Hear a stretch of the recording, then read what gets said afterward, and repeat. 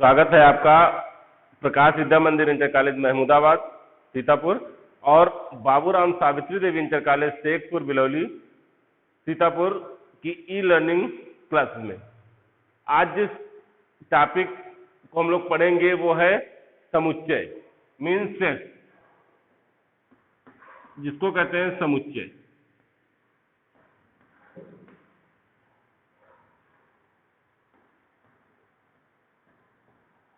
Topic का नाम है समुच्चय।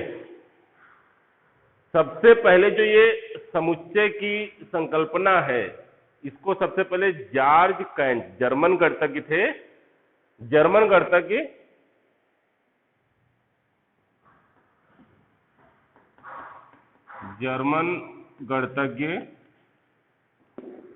जॉर्ज कैंटर, ये जर्मन गणितज्ञ थे जिन्होंने सबसे पहले समुच्चय का जो सिद्धांत है उसका सूत्रपात किया। वो थे जर्मन गणितज्ञ जॉर्ज कैंटर। इन्होंने सिर्फ इसका सूत्रपात ही नहीं किया बल्कि इसका विकास भी किया। तो समुच्चय की जो संकल्पना है उसका सबसे पहले सूत्रपात और विकास जॉर्ज कैंटर ने किया। समुच्चय का जो सिद्धांत है, ये गणित की बहुत सी शाखाएं हैं, बहुत सारे चैप्टर हैं, जैसे निर्देशांक ज्यामिति है, ट्रिग्नोमेट्री है, प्रोबेबिलिटी है। इन सब में समुच्चय सिद्धांत की काफी आवश्यकता पड़ती है। तो हम आज पढ़ेंगे सेट्स के बारे में। सेट्स कोई नई चीज नहीं है, नई संकल्पना नहीं है। इसका यूज आप लोग दैनिक जीवन में भी काफी करते हैं। जैसे आप लोग कहते हैं डिनर सेट है, टी सेट है, तो सेट्स के बारे में हम कहते हैं कि डिनर सेट है, टी सेट है, या मैथ में कहते हैं ज्यामितीय उपकरणों का सेट है, कलर्स का सेट है, तो वहां पे हम सेट का नाम लेते हैं। ये सेट को मैथ में अगर हमको मैथ की भाषा में अगर परिभाषित करना हो तो हम क्या कहेंगे? तो सबसे पहले बात करें सेट्स की, तो सेट्स क्या है? वस्तुओं के सुपरिभाषित, क्या हमने बताया? वस्तुओं के सुपरिभाषित एवं सुव्यवस्थित, दो शब्द है, सुपरिभाषित एवं सुव्यवस्थित। तो वस्तुओं के सुपरिभाषित एवं सुव्यवस्थित, वस्तुओं के सुपरिभाषित एवं सुव्यवस्थित संग्रह को हम समुच्चय कहते हैं। समुच्चय को हम कुलक भी कहते हैं, यानी वस्तुओं के सुपरिभाषित एवं सुव्यवस्थित संग्रह को हम समुच्चय अथवा कुलक कहते हैं। अब देखिए, जो इसकी परिभाषा बनी वो हमने क्या बताई? वस्तुओं के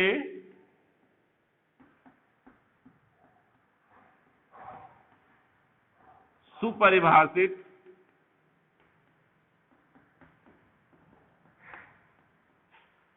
एवं सुव्यवस्थित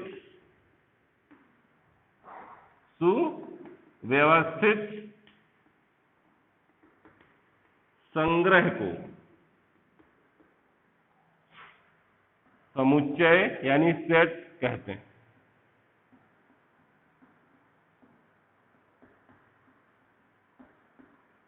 क्या परिभाषा हमने बताया इसकी डिफिनेशन कि वस्तुओं के सुपरिभाषित एवं सुव्यवस्थित संग्रह को समुच्चय कहते हैं। ठीक है। अब यहां पे सुपरिभाषित शब्द आया है एक, क्या बताया हमने? सुपरिभाषित शब्द आया है। यहां पे समुच्चय को समझने के लिए इस शब्द का क्लियर होना बहुत ही आवश्यक है। तो सुपरिभाषित शब्द अगर जो यहां पे आया है, इसका मतलब क्या है कि ऐसा संग्रह सुपरिभाषित की बात हम कर रहे हैं कि अगर संग्रह सुपरिभाषित है तो उसका क्या मतलब है? तो ऐसा संग्रह जिसमें वस्तुएं सुनिश्चित एवं सुस्पष्ट हो। क्या था हमने? कि ऐसा संग्रह जिसमें वस्तुएं सुपरिभाषित का मतलब है कि ऐसा संग्रह जिसमें वस्तुएं सुनिश्चित एवं सुस्पष्ट हो। जो बात आई है सुपरिभाषित संग्रह की, वस्तुओं के सुपरिभाषित संग्रह की बात है, तो इसमें दो चीजें आएंगी। सुपरिभाषित संग्रह में दो चीजें आएंगी, सुनिश्चित एवं स्पष्ट संग्रह। सुपरिभाषित का मतलब है कि जो भी संग्रह हो वस्तुओं का, जिस आंकड़े का भी संग्रह हो, वो सुनिश्चित हो और स्पष्ट हो।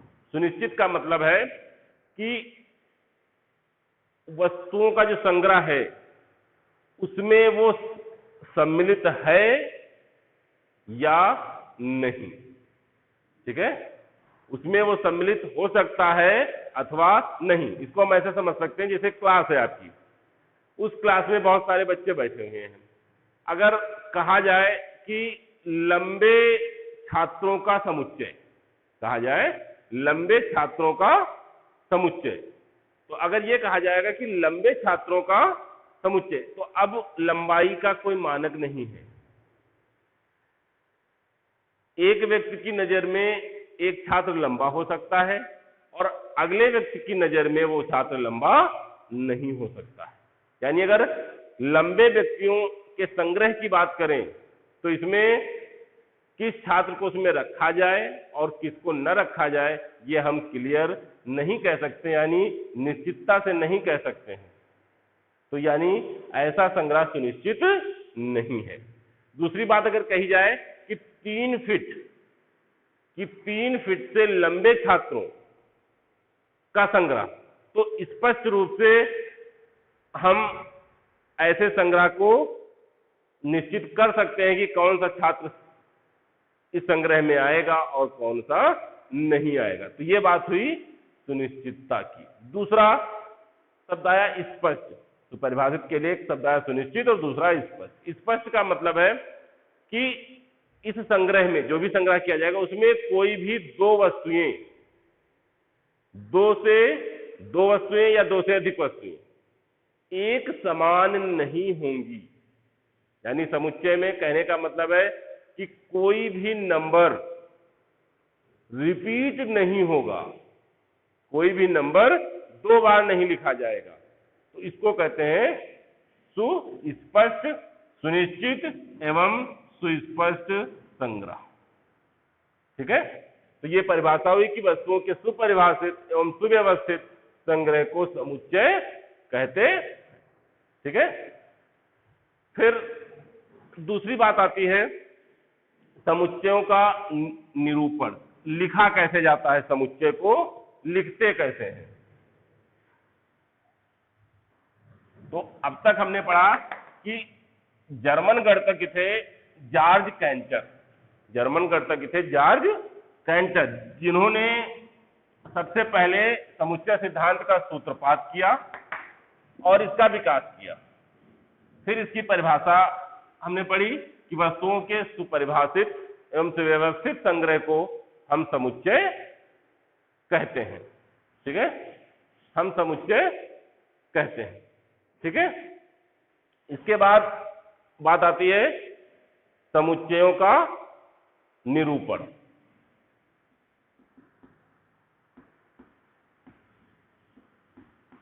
समुच्चय का निरूपण, समुच्चय का निरूपण यानी representation of a set.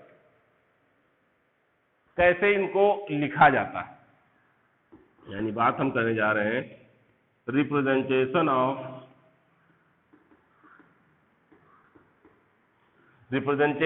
A set. Representation of, तो दो तरीके हैं, दो मेथड हैं समुच्चय के निरूपण के। जो पहला मेथड है वो है तालिका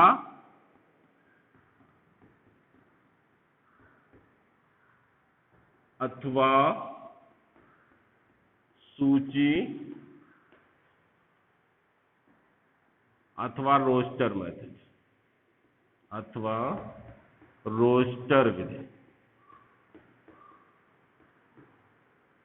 यानी इसको हम कह सकते हैं टैबुलर और लिस्टिंग और रोस्टर मेथड, इंग्लिश में रोस्टर मेथड। तो पहला जो मेथड है वो है तालिका अथवा सूची अथवा रोस्टर। जो दूसरा है वो है गुण विधि। क्या था हमने? गुण विधि, या इसको दूसरा और भी कहते हैं समुच्चय निर्माण विधि। गुण विधि अथवा समुच्चय निर्माण विधि, दोनों नाम है इसके। समुच्चय निर्माण विधि यानी प्रॉपर्टी मेथड,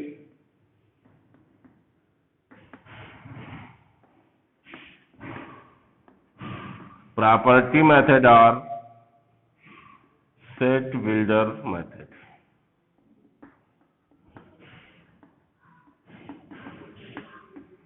ठीक है, तो दो विधियां हमने बताई समुच्चयों के निरूपण की। पहली विधि जो बताई वो है तालिका अथवा सूची अथवा रोस्टर विधि, जिसको कहते हैं टेबुलर और लिस्टिंग और रोस्टर मेथड।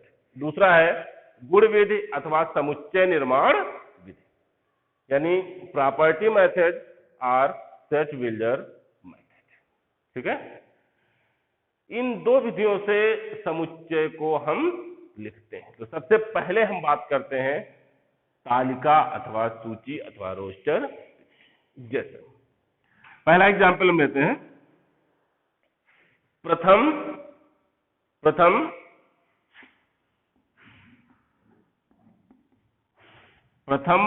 5 सम संख्याओं का समुच्चय। प्रथम 5 सम संख्याओं का समुच्चय। अब इसको हम दोनों मेथड से लिख करके डिफरेंस जानेंगे कि क्या डिफरेंस है दोनों। तो सबसे पहले तालिका विधि से लिखते हैं।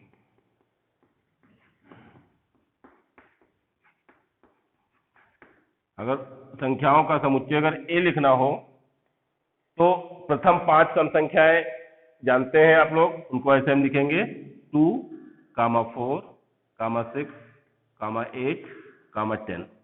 जो भी वस्तुएं, जो भी संग्रह आएगा, जो भी आंकड़े आएंगे, उनको हम कर्ली ब्रैकेट यानी कि मंझले ब्रैकेट में हम इस तरीके से कामा लगा करके लिख देंगे। तो ये मेथड हमारा कहलाएगा तालिका विधि और रोस्टर मेथड। ठीक है, तालिका विधि या रोस्टर। ये कौन सा मेथड हमने बताया?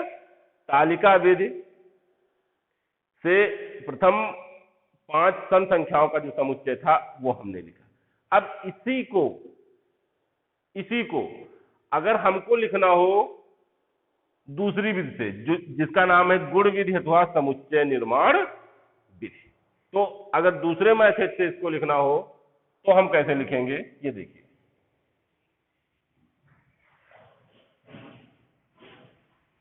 जो दूसरा मेथड है गुण विधि अथवा समुच्चय निर्माण विधि, तो अगर गुण विधि से हम इसको लिखना चाहें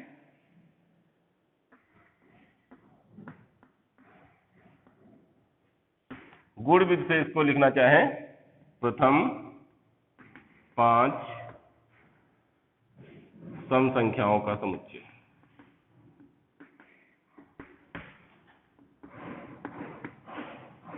प्रथम 5 सम संख्याओं का समुच्चय। अब इसको हमको कौन सी विधि से लिखना है? हमने यहाँ पे तालिका विधि से पहले ही लिख दिया है। अब इसको हमको गुण विधि या समुच्चय निर्माण विधि से लिखना है। तो इसी समुच्चय को हम ऐसे लिखेंगे x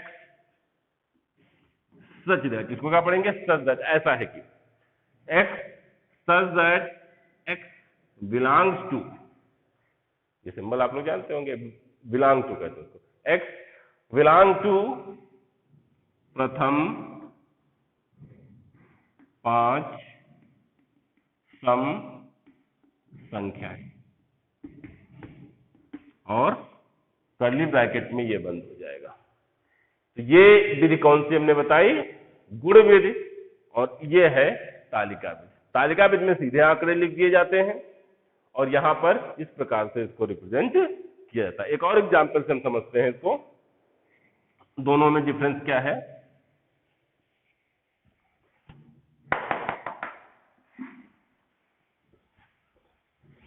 देखिए एक एग्जांपल है, जैसे एक एग्जांपल हम यहां पे लेते हैं जिसको हम पहले,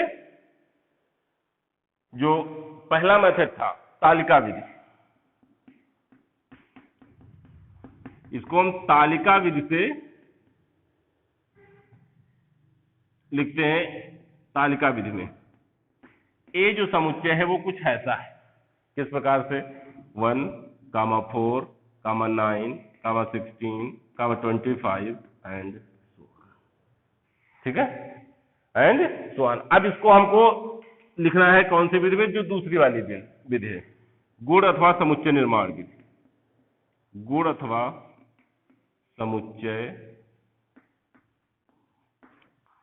निर्माण विधि यानी सेट बिल्डर मेथड।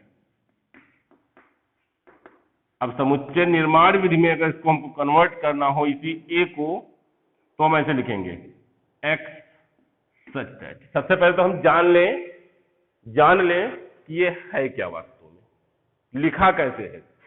तो 1, 4, 9, 1 का स्क्वायर, 2 का स्क्वायर, 3 का स्क्वायर, 4 का स्क्वायर, 5 का स्क्वायर। तो यहाँ पे x यानी a में जो एलिमेंट आएंगे ये सब इसके अवयव कहलाते हैं। समुच्चय की ए समुच्चय के ये सब अवयव हैं। तो यहाँ पे जो अवयव होंगे वो x होंगे, लेकिन ये x होगा क्या, सच दैट किस प्रकार से होगा, x equals to n square. यानी x का जो एलिमेंट यहाँ पे है वो x जो भी होंगे वो सब किस प्रकार के होंगे, n स्क्वायर के फॉर्म में होंगे। और जहां n belongs to natural number, ठीक है, x such that x equal to n square और n बिलोंग्स टू n, क्योंकि 1 से शुरू है, 2, 3, 4 का स्क्वायर, 5 का स्क्वायर, 6 का स्क्वायर एंड सो ऑन, ऐसे ही आगे बढ़ता चला जाएगा। तो अगर इसको समुच्चय निर्माण विधि में जब हमने लिखा तो लिखा x सच दैट x में एलिमेंट किस प्रकार से आएंगे, n स्क्वायर के फॉर्म में आएंगे। n क्या है, नेचुरल नंबर, ठीक है। तो ये बात हुई कि समुच्चय को दो विधियों से हम लिख सकते हैं। पहली विधि हमने बताई तालिका अथवा सूची विधि अथवा रोस्टर विधि, और जो दूसरी विधि बताई हमने वो बताई गुण विधि अथवा समुच्चय निर्माण। दो तरीके हैं समुच्चयों को लिखने के, ठीक है।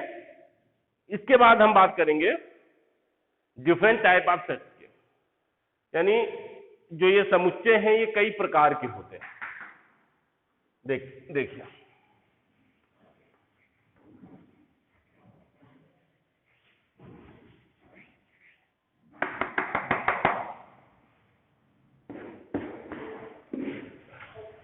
अब हम बात करेंगे डिफरेंट टाइप्स ऑफ सेट, ठीक है। अब बात करने जा रहे हैं समुच्चयों के विभिन्न प्रकार। समुच्चयों के विभिन्न प्रकार, ठीक है, यानी डिफरेंट टाइप्स ऑफ सेट,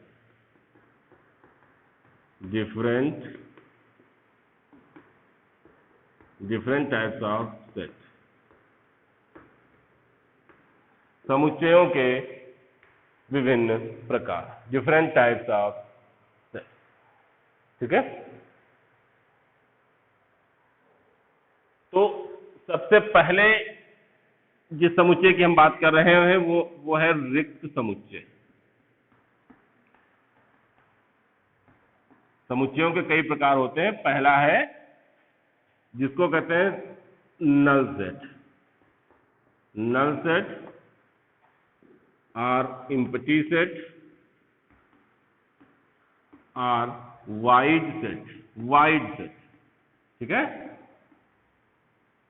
रिक्त समुच्चय को हम कहते हैं null set, or empty set, or void set. ठीक है, ये पहला। रिक्त समुच्चय क्या है? ऐसा समुच्चय जिसके समुच्चय में कोई भी अवयव नहीं होता। ठीक है, ऐसा समुच्चय जिस समुच्चय में कोई भी अवयव ना हो, तो ऐसे समुच्चय को हम रिक्त समुच्चय कहते हैं। जैसे किसी पासे को फेंका जाए, पासे को डाइस कहते हैं इंग्लिश में। अगर पासे को फेंका जाए तो पासे को फेंकने पर किसी भी अंक के ऊपर ना आने का समुच्चय कैसा सेट है? रिक्त समुच्चय। क्यों रिक्त समुच्चय? क्योंकि पासे को फेंकने पर कोई ना कोई अवयव, कोई ना कोई नंबर ऊपर जरूर आएगा, तो यानी ये रिक्त समुच्चय हो गया। या समुच्चय लिखना हो कि 5 से बड़ी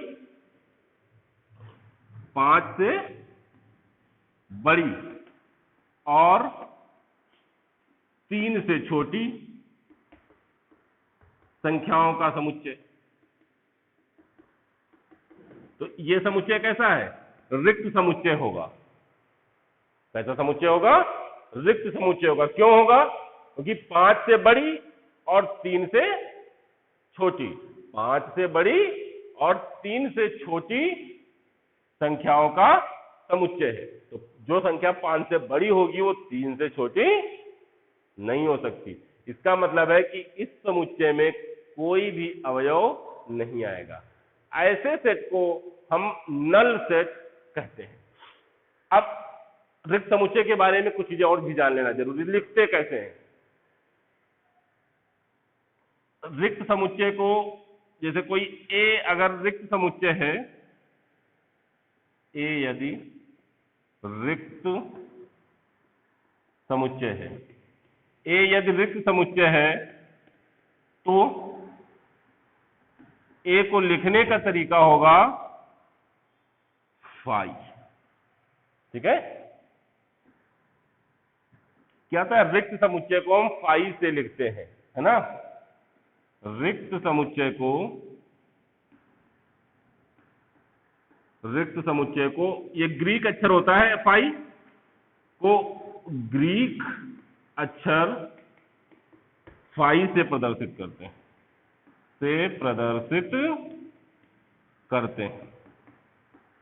ठीक है, कोई भी रिक्त समुच्चय अगर होगा तो उसको फाई से हम रिप्रेजेंट करेंगे। ठीक है, ग्रीक अक्षर होता है फाई, जो कि जिसका सिंबल ये फाई, इसको फाई बोलते हैं। अब इसमें कुछ गलतियां हो जाती हैं, रिक्त समुच्चय लिखने में कुछ गलतियां होती हैं। देखिए वो क्या गलतियां होती हैं। जैसे अगर इसी को हम ऐसे लिख दें कि रिक्त है तो यानी 0 है, कुछ नहीं है, तो हम इसको अगर ये लिख दें, रॉन्ग मेथड। ठीक है, गलत है। क्यों?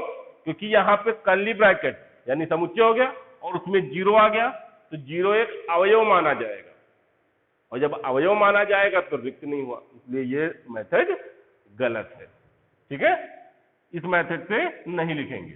या अगर ऐसे भी हम लिखना चाहें कि इसमें फाई लिख दें, ये भी गलत है, क्योंकि यहां भी ये एक अवयव मान लिया जाएगा, तो ये भी रिक्त समुच्चय नहीं है, ये भी रिक्त समुच्चय नहीं है। दो तरीके हैं, या तो फाई लिखिए और या तो केवल ये सही मेथड है, ये भी सही मेथड है और ये भी, ये दो रिक्त समुच्चय लिखने के सही मेथड है। केवल कर्ली ब्रैकेट लगा दीजिए, रिक्त समुच्चय पढ़ा जाएगा, या तो फाई लिखिए। ठीक है, कर्ली ब्रैकेट में 0 लिखना या फाई लिखना, ये दोनों ही तरीके गलत है। ठीक है, तो ये बात हुई हमारी रिक्त समुच्चय की। अब बढ़ते हैं दूसरे टाइप की ओर।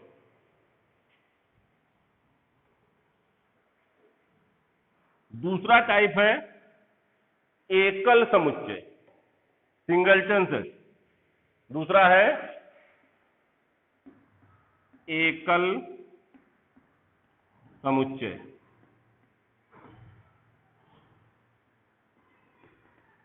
सिंगलटन सेट, एकल समुच्चय। तो ऐसा समुच्चय ऐसा समुच्चय जिसमें केवल एक अवयव हो उसे हम एकल समुच्चय कहते हैं। जैसे पासे को फेंकने पर 5 से बड़ा अंक आने का समुच्चय। पासे को फेंकने पर 5 से बड़ा अंक आने का समुच्चय। तो इसमें 5 से बड़ा सिर्फ एक ही अंक होता है, 6 होता है, तो सिर्फ एक ही अवयव आएगा। यानी 5 से पासे को फेंकने पर 5 से बड़ी संख्या आने का जो समुच्चय होगा वो एकल समुच्चय होगा। या भारत में महिला राष्ट्रपतियों का समुच्चय, क्या था हमने, भारत में महिला राष्ट्रपति का समुच्चय, वो भी एकल समुच्चय है। क्यों? क्योंकि अभी तक महिला राष्ट्रपति सिर्फ श्रीमती प्रतिभा सिंह पाटिल जी हुई हैं।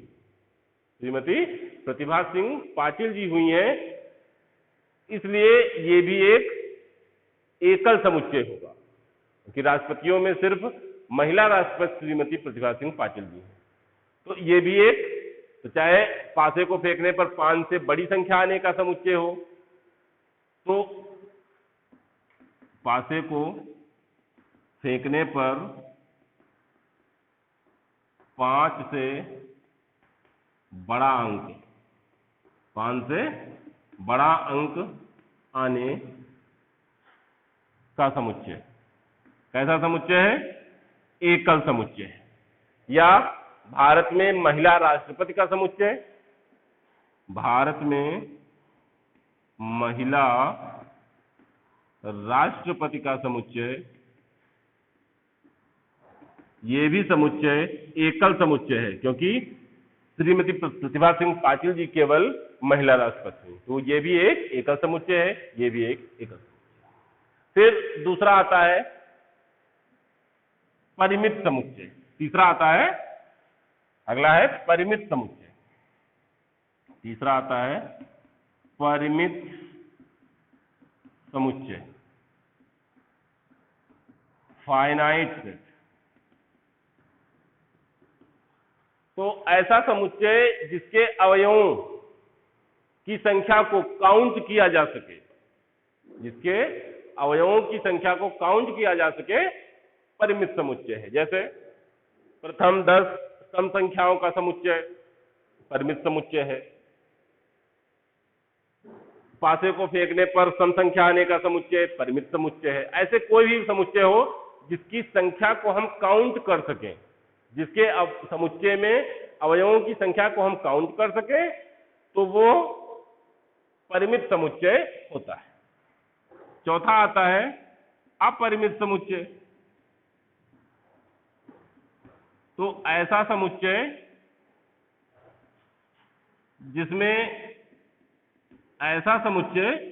जिसमें हम अवयवों की संख्या को काउंट ना कर सकें, उसे हम अपरिमित समुच्चय कहते हैं। ठीक है, उसे हम अपरिमित समुच्चय कहते हैं। जैसे सम संख्याओं का समुच्चय, जैसे सम संख्याओं का समुच्चय, कोई लिमिट नहीं है, 2, 4, 6, 8, 10, 12 बढ़ता जाएगा, कोई लिमिट नहीं। जब देखिए अंतर, अभी हमने कहा था प्रथम 10 सम संख्याओं का समुच्चय, तो प्रथम 10 संख्याओं का समुच्चय, या 1 से लेकर के 500 तक, 1 से लेकर के 500 के बीच की सम संख्याओं का समुच्चय काउंट किया जा सकता है। 500 ले या 50,000 ले लें, कुछ भी ले लें, एक लिमिट है, उसको हम काउंट कर सकते हैं, तो वो परिमित समुच्चय हुआ। लेकिन जब कहा गया सम संख्याओं का समुच्चय, तो इसमें नंबर्स की काउंटिंग नहीं संभव है, इसलिए ये अपरिमित समुच्चय होगा। सम संख्याओं का समुच्चय है या विषम संख्याओं का समुच्चय है, ये सारे समुच्चय अपरिमित समुच्चय कहलाए। ठीक है, आगे बढ़ते हैं। अगला आता है असंयुक्त समुच्चय। अगला आता है असंयुक्त समुच्चय, यानी डिसजॉइंट सेट। अगला आता है डिसजॉइंट सेट। Disjoint set. असंयुक्त समुच्चय क्या है? असंयुक्त समुच्चय हमें कहता है असंयुक्त समुच्चय, डिसजॉइंट सेट। तो डिसजॉइंट सेट क्या है? दो या दो से अधिक ऐसे समुच्चय, दो या दो से अधिक ऐसे समुच्चय जिसमें अवयवों की संख्या, जिसमें अवयवों की संख्या दोनों समुच्चयों में, दो समुच्चय हैं ए और बी, जिसमें ए के अवयव बी में ना हो और बी के अवयव ए में ना हो, ए के अवयव बी में ना हो और बी के अवयव ए में ना हो, तो ऐसे समुच्चय को हम कहते हैं असंयुक्त यानी डिसजॉइंट सेट। जैसे बाय एग्जांपल समझते हैं, एक समुच्चय ए है, एक समुच्चय ए है, ये मान लीजिए पासे को फेंकने पर, पासे को फेंकने पर सम संख्याओं का समुच्चय है, सम संख्याओं का समुच्चय है, ठीक है। और जो बी है वो पासे को फेंकने पर विषम संख्याओं का समुच्चय है, विषम संख्याओं का समुच्चय है। तो ये दोनों क्या बताया हमने? पासे को फेंकने पर सम संख्याएं 2, 4, 6, सम संख्या, और विषम की बात करेंगे तो 1, 3, 5, यानी ये जो पहला बनेगा उसमें 2, 4, 6 और जो ये बनेगा 1, 3, 5। दो यहां पे सेट्स है, दोनों में कोई भी एलिमेंट, कोई भी अवयव कॉमन नहीं है, उभयनिष्ठ नहीं है, इसलिए ये ए और बी दोनों असंयुक्त यानी कि डिसजॉइंट सेट कहलाएंगे। फिर अगला है समतुल्य समुच्चय। समतुल्य समुच्चय, समतुल्य समुच्चय। दो समुच्चय समतुल्य कब कहलाएंगे? जब दो समुच्चय मान लीजिए ए और बी हैं, तो वो समतुल्य कहलाएंगे जब ए में अवयवों की संख्या और बी में अवयवों की संख्या समान होगी। यानी समतुल्य समुच्चय यानी कि इक्विवेलेंट सेट, इक्विवेलेंट सेट ये कब कहे जाएंगे? जब दो समुच्चयों ए और बी में, दोनों में नंबर ऑफ है, ए में अवयवों की संख्या और बी में अवयवों की संख्या समान होगी। जब ए में अवयवों की संख्या और बी में अवयवों की संख्या समान होगी तो ये दोनों समतुल्य समुच्चय कहे जाएंगे। जैसे अभी हमने बताया था, एक समुच्चय ये बना था 1, 3, 5 और दूसरा समुच्चय था सम संख्याओं का समुच्चय पासे को फेंकने पर। ये दोनों समतुल्य समुच्चय हैं। क्यों? क्योंकि ए में नंबर ऑफ एलिमेंट 3, बी में नंबर ऑफ एलिमेंट 3, दोनों सेम है यानी number of A equal to number of B, इसलिए ये समतुल्य समुच्चय। फिर लास्ट है सम समुच्चय या समान समुच्चय। सम समुच्चय या समान समुच्चय। सम समुच्चय या समान समुच्चय यानी कि इक्वल सेट, ठीक है, इक्वल सेट, समान समुच्चय। तो दो समुच्चय सम समुच्चय या समान समुच्चय कहे जाएंगे जब ए का, मान लीजिए दो समुच्चय हैं ए और बी, तो ए का प्रत्येक अवयव बी में हो, ए का प्रत्येक अवयव बी में हो और बी का प्रत्येक अवयव ए में हो, तो ऐसे समुच्चयों को हम सम समुच्चय या समान समुच्चय कहते हैं। बाय एग्जांपल समझते हैं। जैसे कहा जाए कि सम समुच्चय या समान समुच्चय भी हमने क्या था कि ऐसे समुच्चय जिसमें ए का प्रत्येक अवयव बी में हो और बी का प्रत्येक अवयव ए में हो, तो ऐसे समुच्चयों को हम जैसे लिखा हो 1 3 4 6 और दूसरा लिखा हुआ है 3 1 6 4, यानी इसमें 1 3 4 6 और इसमें 3 1 6 4, जो एलिमेंट इसमें है वही एलिमेंट बी में है, यानी कि दोनों में अगर जो एलिमेंट ए में है वो बी में है और जो बी में है वो ए में है, अगर ऐसा है तो ऐसे समुच्चयों को हम कहते हैं सम समुच्चय या समान समुच्चय। ठीक है, तो अभी तक हमने क्या पढ़ा? समुच्चय क्या है? वस्तुओं के सुपरिभाषित एवं सुव्यवस्थित संग्रह को समुच्चय कहते हैं। सबसे पहले इसका सूत्रपात जॉर्ज कैंटर ने किया। फिर इसके बाद समुच्चयों का निरूपण हमने बताया, दो विधियां हैं, एक तो तालिका अथवा सूची विधि है और दूसरी गुण अथवा समुच्चय निर्माण। फिर ये डिफरेंट टाइप्स ऑफ सेट, रिक्त समुच्चय, दूसरा है रिक्त समुच्चय जिसमें कोई भी एलिमेंट, जिस समुच्चय में कोई भी एलिमेंट ना हो, एकल जिसमें केवल एक हो, केवल एक अवयव हो, परिमित जिस समुच्चय के अवयवों को काउंट किया जा सके वो परिमित समुच्चय, जिसको ना काउंट किया जा सके वो अपरिमित समुच्चय। असंयुक्त समुच्चय, दो सेट, ऐसे सेट जिसमें ए और बी अगर दो समुच्चय हैं तो जिसमें ए का और बी का कोई भी एलिमेंट उभयनिष्ठ ना हो, तो ऐसे समुच्चय को असंयुक्त समुच्चय कहते हैं। समतुल्य, ए यदि नंबर ऑफ दो समुच्चय ए और बी में number of A equals to number of B, यानी ए में अवयवों की संख्या और बी में अवयवों की संख्या समान है तो उसे हम समतुल्य समुच्चय कहते हैं।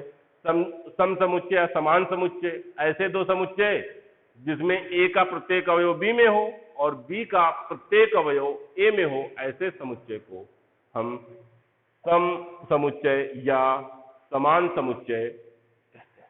ठीक है, अब आप लोग अपने किताब से थोड़ा इसके बारे में और पढ़िएगा, बाकी उसमें एग्जाम एक्सरसाइज दी गई है उसको करने की कोशिश करिएगा।